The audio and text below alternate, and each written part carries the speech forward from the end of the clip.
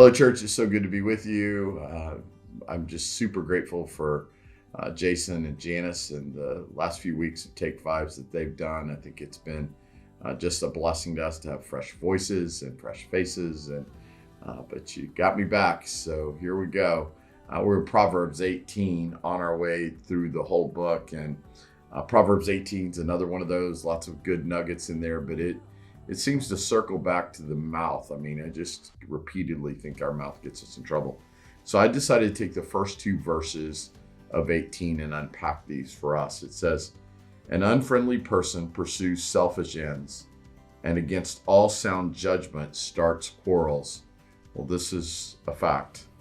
"Fools find no pleasure in understanding, but delight in airing their own opinions." And we all know that everybody has an opinion. I tell people all the time, people want to know what I think about certain things. Trust me, I have an opinion. I'm not sure you're going to like my opinion, but I've got one, just like everybody else. I've just learned in ministry that my opinion is not always helpful in every situation. And so I use a Jesus filter to sharing my opinions. And so if you want to know what I think about something, ask me. I'm happy to tell you, but oftentimes I'm not going to offer it. So there's a lot going on right here. What I think is true, that I think unfriendly people are everywhere. I think hostility abounds. Anger is now the default position for this nation. I think there is no end in sight to this madness. Somebody's mad at somebody all the time, not just some of the time. We can't agree. I don't even know if we're a nation divided. I think we're divided into fourths now. I think just increasing number of compartmentalized peoples inside the same people group that have created hostility everywhere.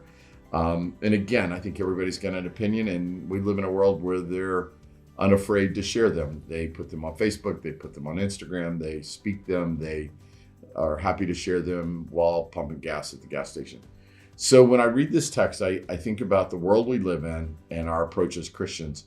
And I think there are three responses to this kind of crazy, hectic, chaotic world that we've been trying to encourage you to slow down from. And the first one is this, is to just jump in the fray, just to be a part of continuing the argument, to just continue to yell at one another. And I think this continuing to argue that's pointed out here, that that goes against sound judgment and starts quarrels. I think the text reminds us that Christians literally have been a part of this, that this is the most popular response, is to jump in and begin to argue and fight with somebody. And so again, we've not been helpful to this process. We maybe are equally as guilty. I think Christians aren't providing another narrative. They're not providing another image for us as people groups to see that there is a different way, that there's another way. We just add to the outrage. And here's what I want you to take away from that. You're not going to be better for it. Nobody's better for it. Nobody has ever won an internet argument. Think about that. Nobody's ever won an internet argument. It's just an argument for the sake of an argument. And it just lives. It lives out there forever. It haunts you forever. Here's what I want to say to us. When Christians lose their minds, other people lose their faiths. This is the truth. So that's option one. You can jump into it. Option two, I don't have much to say about. Option two is to put your head in the sand and just ignore it, just as if it's going to go away by ignoring it. This is not helpful. It's tempting, but it really doesn't solve any problems. It doesn't get you anywhere. But option number three is the option that I would hope all of us would take. It's do some good. Make a difference. Leave a legacy. Have some positive impact in somebody's life. The thing I like to say about folks when they pass away is that they left their fingerprints on the hearts of many, many people. Who are you leaving your fingerprints on? Whose heart? What are you doing? What are we doing with Christ? What are we doing besides securing our salvation, sitting on our happy Humpty Dumpty, and just pretending like we have no obligation for our relationship to the kingdom of God and to Jesus Christ?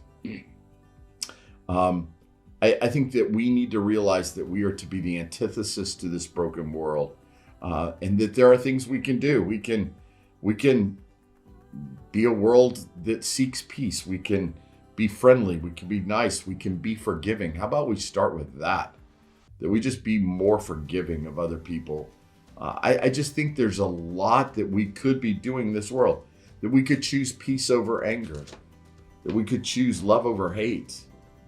That we could actually love not just our neighbor, but maybe start loving the people in our homes better.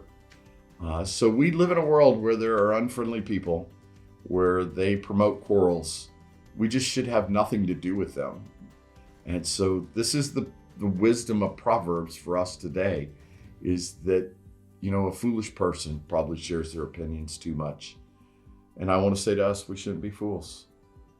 The only thing we should be foolish for is Christ, right? Christ is who you have. Christ is who you share. Church, I hope this is helpful as we look at how to live in this world really as aliens and foreigners in a world that is not really our home. I love you, church. Can't wait to be with you again. Proverbs 19 next week.